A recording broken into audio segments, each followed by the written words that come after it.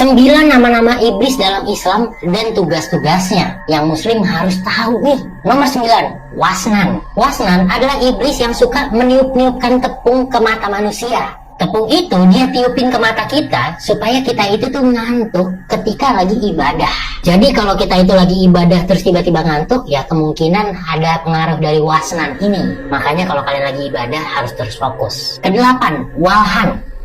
Nah, kalau walhan ini tugasnya itu adalah buat mengganggu manusia ketika lagi bersuci, lagi wudhu, lagi mandi. Nah, itu tuh dia lakukan supaya ketika lagi kita bersih-bersih itu nggak sempurna. Lagi wudhu ngebikin kita jadi pengen buru-buru, terus ada bagian yang belum kebasuh. Lagi mandi juga pengen buru-buru, atau nggak ngebersihin salah satu bagian, jadinya masih kotor.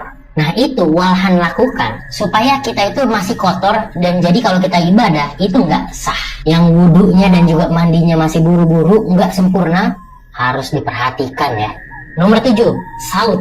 Nah, kalau iblis yang ini nih bisa dibilang cukup berhasil banget, apalagi akhir-akhir ini. Karena tugasnya dia adalah membuat kita manusia untuk menyebarkan kebohongan, menyebarkan berita-berita palsu, menyebarkan informasi-informasi yang tidak benar. Belum kita cari tahu kebenarannya, udah disebarin. Hoax-hoax gitulah.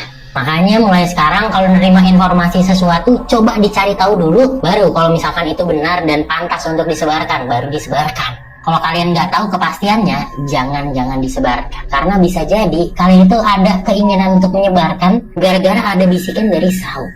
Yang keenam, Dasim. Nah, kalau Dasim ini ada hubungannya sama keluarga. Karena Dasim ini suka membuat keluarga ini jadi nggak harmonis. Ngebuat istri atau suami jadi berpikiran negatif gitu sama pasangannya. Ataupun mempengaruhi istri atau suami buat melakukan hal yang tidak baik. Yang ngebuat keluarga ini jadi berantem terus, nggak harmonis. Nah, ini ada pengaruhnya dari Dasim. Yang kelima, Zalanbur. Nah, kalau iblis bernama Zalanbur ini biasanya ada di tengah-tengah kita ketika lagi proses transaksi jual beli. Iblis ini seringnya ada di pasar karena iblis ini tuh mempengaruhi manusia buat berbuat curang ketika jual beli. Mungkin barang jelek dibilang bagus, atau timbangannya itu dikurangin, yang gitu-gitulah pokoknya tuh. Ini ada pengaruhnya dari Zalanbur. 4, Syabru. Nah, kalau iblis Syabru ini membuat kita manusia itu jadi nggak tawadu, jadi nggak sabar ketika menghadapi sebuah masalah. Jadi kalau kita itu lagi nerima masalah, nah Syabru ini bakal membisiki kita supaya kita itu depresi, gampang marah-marah, nggak terima, menyalahkan Allah, dan sebagainya. Padahal bisa jadi itu masalah cuma masalah kecil, tapi kita besar-besarkan. Nah, ini nih, mungkin ada bisikan dari Syabru.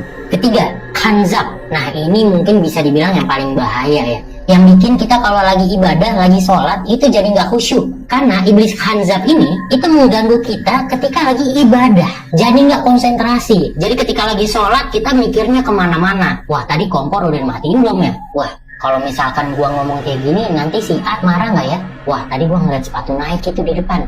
Habis ini gua ambil aja kali ya. Nah, kayak gitu-gitu tuh. Khanzab ini nih ganggu kita pokoknya ketika lagi ibadah.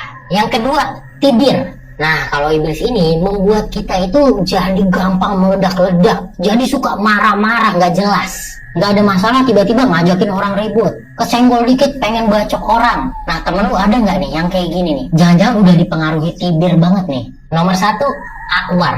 Nah, kalau ini nih masalahnya sama asusila. Jadi iblis Akwar ini mempengaruhi manusia untuk berbuat yang asusila gitu. Misalkan membisiki laki-laki supaya udah tuh godain aja perempuan, pegang aja tangannya nggak apa-apa. Udah berhasil pegang tangan, cium-cium dikit.